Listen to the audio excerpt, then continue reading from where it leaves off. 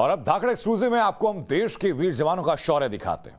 Border का इलाका और हजारों मीटर की ऊंचाई पर देश की रक्षा करने का जज्बा। देश के जवान किन परिस्थितियों में रहते हैं, कैसे दुश्मनों से सीमाओं की रक्षा करते हैं, कैसे हजारों फीट की ऊंचाई भारी हथियार लेकर पहुंचते हैं, हम आपको बताएंगे। टाइम्स नाउ न भारत की कंसल्टिंग एडिटर पद्मजा जोशी उत्तराखंड में भारत चीन बॉर्डर पर पहुंची। चीन भारत से लगती सीमा पर अक्सर चालबाजी करता है। पद्मजा जोशी बता रही हैं कि भारत के वीर जवानों की चीन के खिलाफ क्या तैयारी है।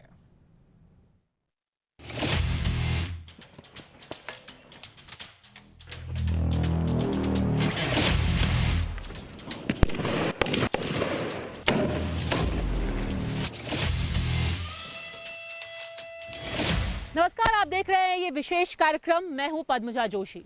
जैसे जैसे पारा गिरता है, खास तौर पर पहाड़ी इलाकों में, हाई ऑल्टीट्यूड में, चीजें थम सी जाती हैं। लोग अपने घरों में चले जाते हैं, पर हमारी सेना की तैनाती में बिल्कुल भी फर्क नहीं पड़ता। बल्कि जैसे जैसे तापमान और कम होता है, उनकी जिंदगी और मुश्किल होती जाती है, क्योंकि जिस तरीके से गश्त की जाती है, जिस तरीके से उनको सतर्क रहना पड़ता है, उसमें जरा भी कमी नहीं आ सकती है। तो क्या है इस वक्त सरहद पर सेना की तैनाती, कैसे वो आने वाली सर्दियों के लिए तैयारी कर रहे हैं, क्या है वहां पर टेक्नोलॉजी एनहांसमेंट जिससे उनके हाथ और मजबूत हो, किस तरीके की ट्रेनिंग उनको दी जाती है जिससे चाहे पारा जितना भी गिरे, उनका जोश लगातार आसमान छूता रहे। पारा धीरे धीरे गिरने लगा है। पहाड़ी इलाकों में बर्फबारी भी शुरू हो गई है। ये ऐसा समय होता है जब बॉर्डर से सैनिक हट जाते हैं, क्योंकि ठंड के बढ़ते प्रकोप को सहन कर पाना मुश्किल हो जाता है। लेकिन ये लगातार दूसरी सर्दी है जब भारत और चीन बॉर्डर पर दोनों देश के सैनिक बॉर्डर पर तैनात हैं। सीमा विवाद को लेकर चीन अपनी हरकतों से बाज नहीं आ रहा। एक तरफ बातचीत का ड्रामा करता है, तो वहीं दूसरी ओर घुसपैठ की घटनाओं को भी अंजाम देता है। पिछले कुछ महीनों में चीन ने घुसपैठ की कई नापाक कोशिशें की हैं। यही वजह है कि पारा गिरने के बावजूद भारतीय सेना के जवान मजबूती से तैनात हैं, जिसके लिए जवानों ने एलआरपी यानी लॉन्ग रेंज पेट्रोलिंग भी शुरू कर दी है।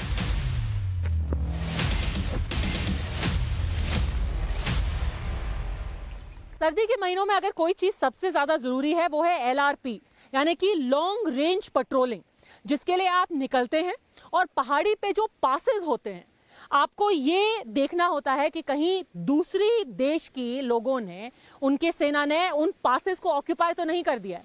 तो लगातार ये गश्त की जाती है और उसको लॉन्ग रेंज इसलिए कहा जाता है क्योंकि कई किलोमीटर, कई भार उस सोल्जर के कंधे पे हो वो कम से कम हो, क्योंकि ये जो डिस्टेंसेस हैं, एक आप उनको घटा सकते हैं, वो घटाने के लिए आप और भी ज्यादा बिल्कुल सरहद तक जितना करीब हो सके उतने तक सड़क बनाने की कोशिश की गई है। एलआरपी पे निकलने से पहले जो आप भार उठाते हैं उसमें क्या क्या होता है? उसमें एक बैग होता है जो आप लाद के ले जाते हैं पीठ पे, उसमें रसद का सामान होता है, आपका इक्विपमेंट होता है, स्पेयर पार्ट्स होते हैं, टेंट होते हैं। वो 32 केजी का होता है और साथ ही आपका इक्विपमेंट यानी कि आपका हथियार, आपका गन होती है, वो भी जितनी हल्की हो उतना आसान ये पूरी पेट्रोलिंग बन जाती है। और इसी वजह से कोशिश ये की जाती है कि जो ओवरऑल इक्विपमेंट हो उसको हल्के से हल्का रखा जाए, जिसके चलते अब नई गन्स भी खरीद करके यहाँ पर आर्मी को दी गई है, जिससे चलने में और इतने कम वेदर में, इतने कम तापमान में लगातार पेट्रोलिंग करते रहने में उनको ज्यादा से ज्यादा आसानी मिले। सेना के जवानों की गश्त जारी है। चीन के जवानों को मुंहतोड़ जवाब देने की भी पूरी तैयारी है। लेकिन जैसे जैसे सेना के जवान इन पहाड़ों पर आगे बढ़ते हैं, तो उन्हें कई कठिनाइयों और चुनौतियों का सामना करना पड़ता है। ये बताइए कि आपका पूरा जो हाई ऑल्टीट्यूड वॉरफेयर है उसमें आपको क्या क्या तकलीफें आती हैं? हाई एल्टीट्यूड के अंदर सबसे पहले जब हम हाइट में जाते हैं तो ऑक्सीजन की मात्रा कम हो जाती है, वहाँ पर काम करना मुश्किल हो जाता है और जवान शारीरिक रूप से थक जाते हैं। साथ ही जवानों को ऑक्सीजन की कमी होती रहती है। साथ ही वहाँ पर काफ़ी रॉक फेस और इसी प्रकार के ऑब्स्टिकल मिलते हैं, जिसमें क्रेवास को पार करना, किसी ऑब्स्टिकल को पार करना, नदी नालों को पार करना और किसी चोटी पर चढ़ के अपने टास्क को पूरा करना होता है। तो इस प्रकार की दिक्कतें हमें हाई एल्टीट्यूड एरिया में आते हैं। साथ ही वहाँ मौसम ख़राब होने से रोड और ट्रैक्स ख़राब हो जाते हैं, टूट जाते हैं। इसलिए हमें अपना विंटर का राशन या इस प्रकार सर्दियों के टाइम पे राशन इकट्ठा करना पड़ता है। और यदि किसी को कैश इवैक करना हो तो मौसम इजाज़त नहीं देता है। इस प्रकार की दिक्कतें हमें हाई एल्टीट्यूड एरिया में आती हैं। लाख मुश्किलें आए, लाख परेशानियों का सामना करना पड़े, लेकिन ये जवान हर चुनौती के लिए हमेशा तैयार रहते हैं और देश की रक्षा ही उनकी पहली और आखिरी प्राथमिकता है। सरहद की रखवाली के लिए लगातार गश्त लगाते रहना बेहद जरूरी है। ये वो इलाका नहीं है जहां पर आप आराम से कहीं सड़क पर चल सके। रास्ते में कई बंद, नाले, डिचेस, यहां तक कि इस तरीके की पहाड़ियों का भी सामना करना पड़ता है और इसीलिए लगातार इस तरीके का इक्विपमेंट दिया जाता है सेना को, जिसकी मदद से वो या तो नाले के पार जा सके या फिर पहाड़ियों के ऊपर चढ़ाई करके एक तरफ से दूसरी तरफ पहुंच सके। हाल फिलहाल में काफी कंस्ट्रक्शन हुआ है बॉर्डर के इलाके में, जहां पर कम से कम जो सेना है, जो सिपाही हैं, उनको कम से कम चलने की जरूरत पड़े। पर फिर भी जो बेहद दुर्गम इलाके हैं वहां तक अगर सड़क नहीं बन पाई है तो इस तरीके की चढ़ाई करके या इस तरीके से पार करके उनको जाना पड़ सकता है। इसके लिए स्पेशलाइज्ड माउंटेन इक्विपमेंट भी उनको मुहैया कराया गया है। पर याद रखिए, ये सब कुछ जब होता है तो बेहद खराब मौसम और साथ ही साथ आप अकेले ही ये चढ़ाई नहीं करते, आपको ये सब अपने साथ अपना खाने का सामान, अपना टेंट, यहां तक कि 20 से 30 किलो का इक्विपमेंट लेकर के इस तरीके से पहाड़ी को पार करने की जरूरत पड़ती है। कुछ इस तरह सेना के जवान इन पहाड़ों पर आगे बढ़ते हैं, चुनौतियों को पार करते हुए अपने लक्ष्य तक पहुंचते हैं। सेना के जवान तो इस तरह की परीक्षा को पार कर आगे बढ़ते हैं, लेकिन जवानों के साथ आर्टिलरी का पहुंचना एक बहुत बड़ी चुनौती होती है। कुछ इलाकों में तो इन्हें ट्रक के पीछे बांधकर पहुंचाया जाता है, लेकिन ऊपरी इलाकों में इन्हें इस तरह नहीं पहुंचाया जाता। भारत और चीन के बीच हुए एग्रीमेंट के मुताबिक बॉर्डर के दोनों तरफ 2-2 किलोमीटर तक गोलीबारी नहीं की जा सकती, लेकिन इसका ये मतलब नहीं है कि गश्त पर जा रही सेना की टुकड़ी अपने साथ ही हथियार नहीं ले जा सकते हैं। जब ये टुकड़ी आगे बढ़ती है तो इनके पास बंदूक, रॉकेट लॉन्चर और यूवीजीएल मौजूद होते हैं। सरहद के किसी भी इलाके में जितना जरूरी इन्फेंट्री यानी कि पैदल सेना है, उतनी ही जरूरी आर्टिलरी भी है। पर इन गन्स को जिस तरीके से एक जगह से दूसरी जगह ले जाया जाता है ट्रक्स के पीछे, अभी आप देख रहे हैं कि ये 105 mm लाइट फील्ड गन है। यहाँ तो इनको सड़कों पर ट्रकों के पीछे बांध करके ले जाया जा रहा है, पर जो ऊपरी इलाके हैं, जो पहाड़ी इलाका है, बेहद दुर्गम इलाका है, उसमें ऐसे इनको नहीं ले जाया जा सकता, सिर्फ इसलिए क्योंकि वहां पर गाड़ियों को मोड़ने की ही इतनी जगह नहीं है। तो ये जो बड़ी बड़ी गन्स हैं, इनको जब फॉरवर्ड एरियाज में ले जाना होता है सर, तो किस तरीके से ये पूरे काम को अंजाम दिया जाता है? बेसिकली ये 105 mm लाइट फील्ड गन है, जो बेसिकली 105 IFG की लाइटर वर्जन है। तो इसके बदौलत इसको हम हेली लिफ्ट करके भी ले जा सकते हैं, स्पेशली माउंटेन एरियाज में जहाँ पे रोड की कमी है।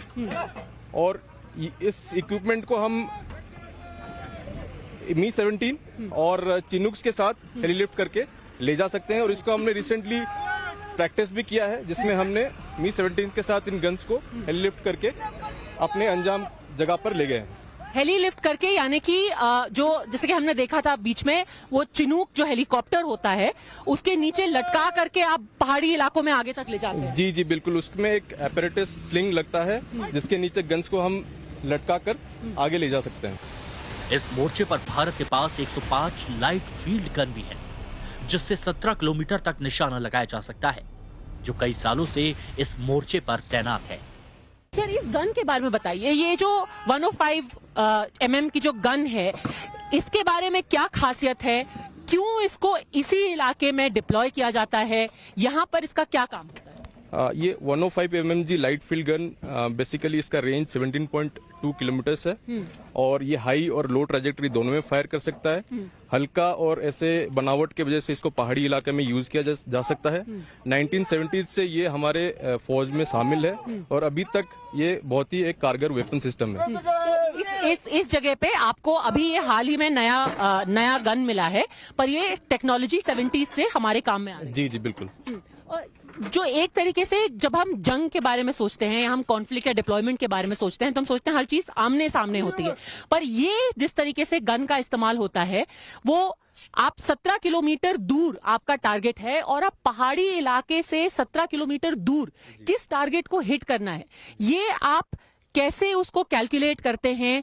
क्योंकि निशाना आपका इधर उधर भी नहीं जा सकता, तो ये पूरी प्रक्रिया होती कैसे है? जी, बेसिकली एक आरटी यूनिट में 3 सब यूनिट होते हैं। इस सब यूनिट को हम बैटरी बोलते हैं और एक बैटरी में 6 गन होते हैं और 3 गन एक ट्रूप बोला जाता है। मतलब इसीलिए आपने 120 मीटर के दायरे में करीब करीब ये 3 या 6 गन खड़ी कर रखी है। तो बेसिकली ये सब एक ही निशाने पर दागते हैं। जी, बेसिकली ये पहाड़ी इलाके में जहाँ पर जगह की कमी है तो वहाँ पर हम 6 गन डिप्लॉय नहीं कर सकते, तो इसलिए हम ट्रूप लेवल डिप्लॉयमेंट करते हैं जिसमें 3 गन्स का डिप्लॉयमेंट होता है। और आरटी यूनिट्स में हमारे पास 3 एलिमेंट्स होते हैं जो कि होती है gun and, OP that is observation post and, और टारगेट एंड। गन एंड ये जगह है जहां पर गन्स डिप्लॉय होती हैं। ओपी एंड वो जगह होती है जहां से हमारा ऑब्जर्वेशन पोस्ट ऑफिसर उसके डिटैचमेंट के साथ टारगेट को ऑब्जर्व कर सकता है और वो टारगेट से नजदीक होता है, जहां से वो टारगेट को एक्वायर करता है, कोऑर्डिनेट्स कम्युनिकेट करता है और गन्स उस कोऑर्डिनेट्स पे फायर करके उसको बर्बाद करती हैं। तो एक तरीके से मान ले तो जो आपके साथ का जो एक आदमी है, एक ऑफिसर है, वो वहां पर एक गाइड की तरह, जो पैदल हमारी सेना होती है उनके साथ एक गाइड की तरह चलते हैं और पीछे आपको बताते हैं कि यहाँ यहाँ निशाना है, इस तरीके से आप निशाना लगाइए। जी, किसी भी तरह के ऑपरेशन के दौरान इन्फेंट्री के पास हमारा एक ऑफिसर होता है जिसको कहते हैं फॉरवर्ड ऑब्जर्वेशन ऑफिसर, और उसके साथ उसकी पूरी डिटैचमेंट होती है।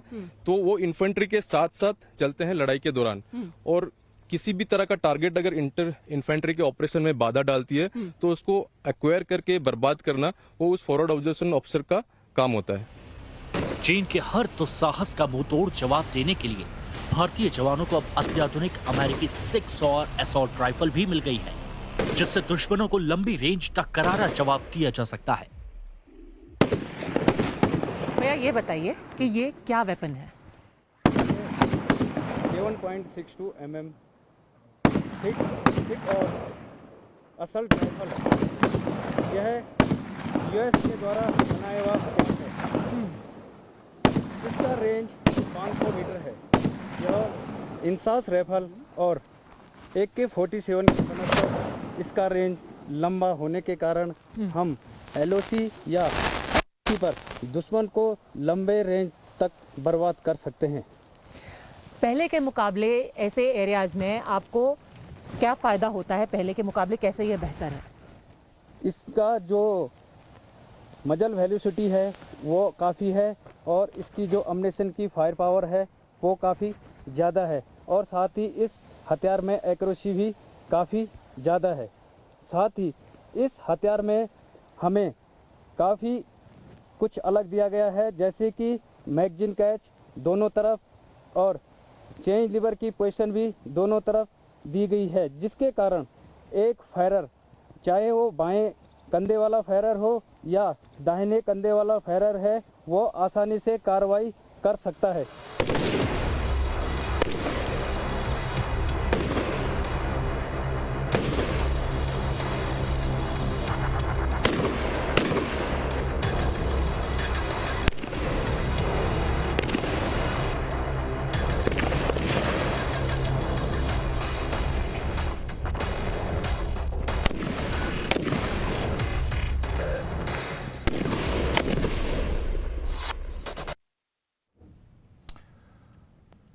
और एक नजर अब तक की 50 बड़ी खबरों की तरफ। क्वार्टर में COP26 समिट जारी, जलवायु परिवर्तन पर पीएम मोदी रखेंगे भारत का पक्ष।